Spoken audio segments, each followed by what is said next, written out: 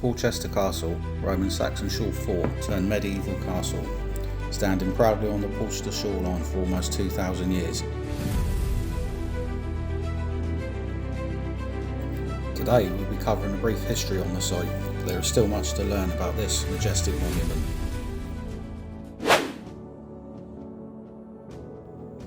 If you are thinking of visiting Portchester Castle, there's a large car park to the north where you'll find some public toilets and easy access to the castle itself.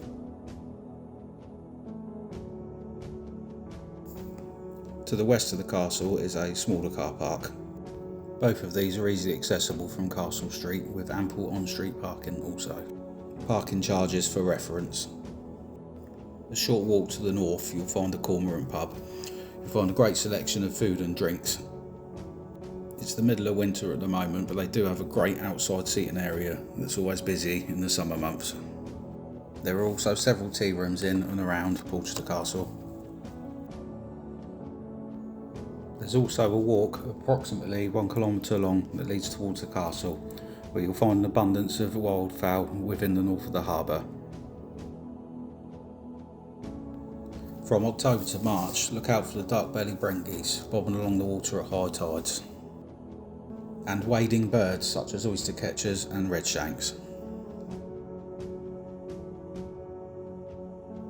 Portchester was one of a series of Roman forts, the so-called forts of the Saxon shore. These were built around the southern coast of Britain in the late 3rd century to defend against raids by Saxon pirates. The outer walls remain almost complete, making this the best preserved Roman fort north of the Alps. The D-shaped towers are typical of 3rd century Roman forts, containing horizontal layers of distinctive Roman red brick tiles. These Roman defences were integrated into the medieval castle. Though it is uncertain exactly when the fort was constructed, it is thought that it was built by Marcus Aurelius on the instructions of Emperor Diocletian between 285 and 290. The Emperor Maximian distrusted him, however, and ordered his execution. Maximus rebelled with the support of the fleet and the 3 legions of Britain. He proclaimed himself Emperor of the Roman province of Britain and controlled it until his deputy, Electus, assassinated him in 293 AD. A 10th century hall and tower were discovered within the fort, suggesting it was high status residence during the Saxon period. In 904, Portchester came into the possession of King Edward the Elder, and the fort became a burh to help defend the country against Vikings, as listed in the Burgle Hadaj.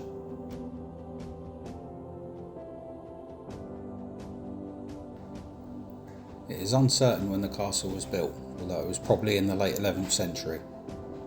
In the aftermath of the Norman conquest, the manor of Portchester was granted to William Mordaunt, an associate of William the Conqueror and a powerful magnate.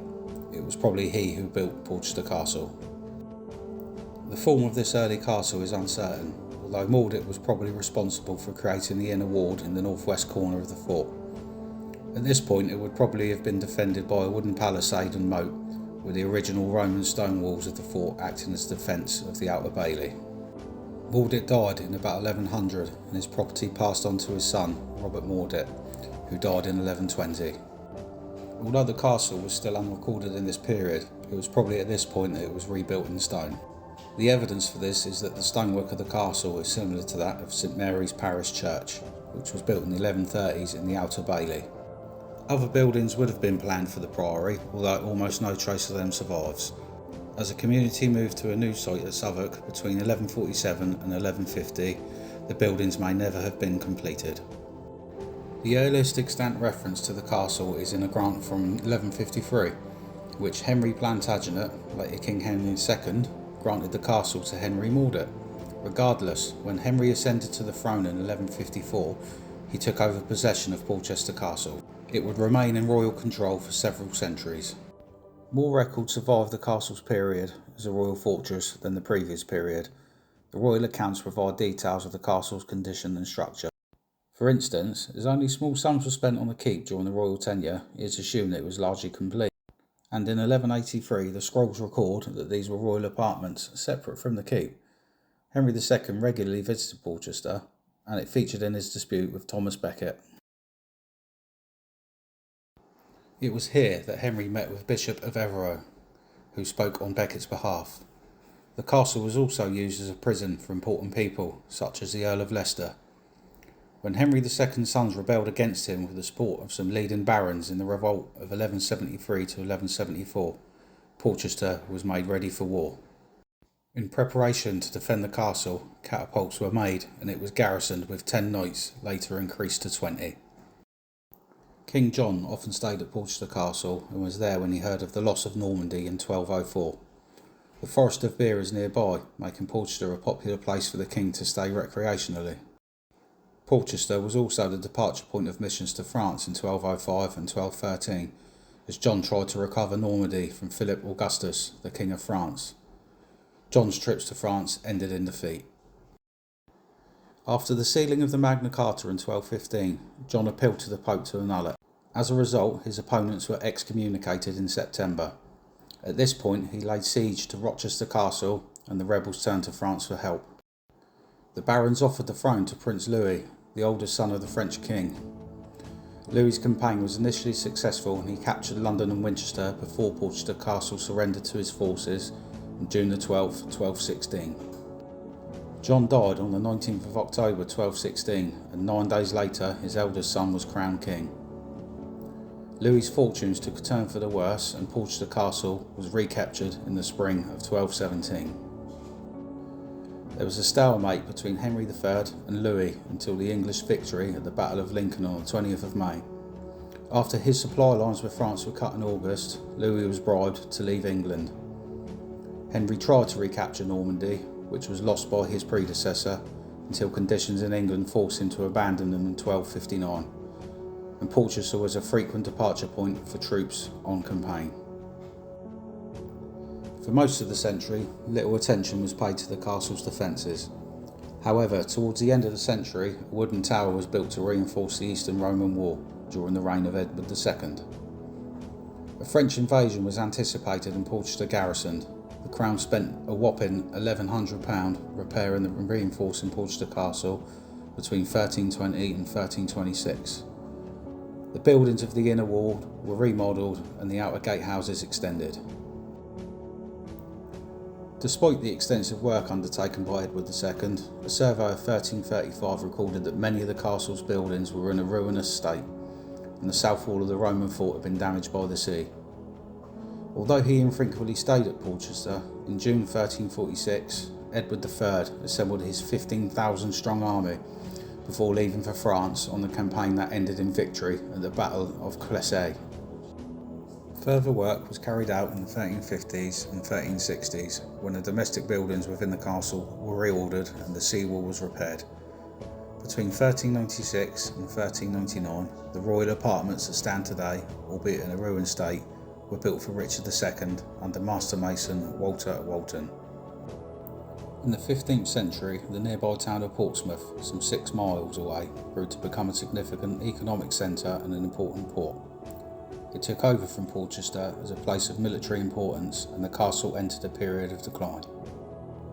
A survey from 1441 noticed the castle was right ruinous and feeble.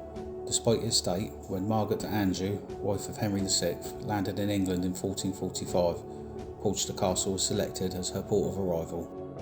The castle was allowed to continue to languish until the last decade of the century. Attempts were made to repair the castle buildings. When Henry VIII visited with Queen Anne Boleyn in 1535, it was the first time in over a century that the reigning monarch had been to the castle. Between October 1562 and June 1563, the English occupied the port of Le Havre on France's northern coast. During this period, the castle acted as a military hospital for those involved in the conflict with France. With relations with Spain worsening, Elizabeth made Portchester Castle ready for war, anticipating a Spanish invasion. At that time, Henry Radcliffe, future Earl of Sussex, was constable. On the 30th of August 1591, Elizabeth I came to the castle, but the floors of the state chambers were rotten, and she had dinner in the bedchamber of the keeper. Instead of her usual sweet perfumes, the chamber was freshened with rue and hyssop. By 1603, the castle was fit state for Elizabeth to hold court there. Sir Thomas Cornwallis was made constable and remodelled the buildings along the eastern side of the Inner Bailey. A royal survey from 1609 documents the castle's improved condition, noting that the buildings built by Cornwallis contained 4 fair lodging chambers above, and as many rooms for office below. The castle passed out of royal control in 1632 when Charles I sold it to Sir William Uvedale. Since then, Portchester Castle has passed through its successors, the Thistlethwaite family. The castle did not witness fighting during the English Civil War, though for a short time in 1644 it was garrisoned by parliamentarian dragoons.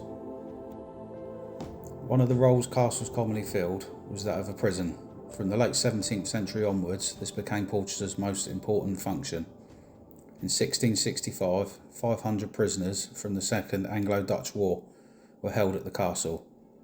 Some were housed in the church and some in the Outer Bailey. They damaged the building by setting it on fire. The church was not repaired until some 40 years later. Between 1702 and 1712, the Crown leased Portchester Castle from the Uvedales to incarcerate prisoners from the War of the Spanish Succession. The first detailed accounts of the prisoners' conditions come from the middle of the century. It was last used in the 19th century as a gaol for over 7,000 French prisoners of the Napoleonic Wars. Hospital Lane, which flanks the western side of the castle, was the location of the prison hospital, which survives today as a Portchester House, a private residence. Those that died in captivity were often buried in what are now tidal mudflats to the south of the castle, their remains occasionally disturbed by storms. Today, Portchester Castle is open to visitors and is also used for recreation. The inner section of the castle accommodates displays and exhibits. The castle is a popular venue for school outings, while the seawall is frequented at high tide by anglers in pursuit of flounder and bass. The castle buildings are now in the care of English Heritage. This place holds a firm place in my heart, as we used to come here as children for picnics and day outs with our parents, and hope that other people can enjoy this beautiful area in the years to come. Thanks for watching, and if you enjoyed the video, please leave a comment, like and subscribe. We are a small channel and we appreciate any feedback and subscriptions, as it helps us to make this channel grow. Watch this space for more videos coming soon.